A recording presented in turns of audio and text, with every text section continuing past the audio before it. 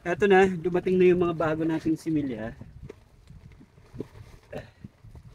Ito yung similya ng sugpo, no? Maybe, magtataka kayo, hindi pa tayo nagpapa-harvest tapos may bago na tayong similya. Isa ito sa strategy natin para ma-hit natin yung goal natin na 1 million. No? So, balang mangyayari, hindi natin i-drain yung pan for the whole year. Tapos, yung 1 year, divide natin siya sa tatlo. So, every 4 months, maghuhulog tayo ng bagong similya. Tuloy-tuloy yon. So, hopefully, sa pamamagitan nito, walang masasayang na similya, walang masasayang na produkto. Tuloy-tuloy lang yung harvest natin. No? Ito na, meron din tayong bagong bangos. Similya ng bangos, papakita ko mamaya.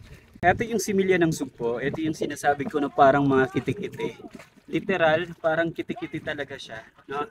Pero 3 to 4 months from now, malalaki na siya. Tulad nito. Gagawin natin, isi-separate muna natin to. Lalagay natin siya sa palit ng kulungan. Ang goal doon or ang purpose doon is para hindi siya makain ng mga predator natin. No? So ito na nga yung mga sibilya. Sasakay natin siya dyan sa palit na bangka ni Papa. Dadali natin siya. May ginawa na kaming cage doon. Yun yung kulay puti na yun.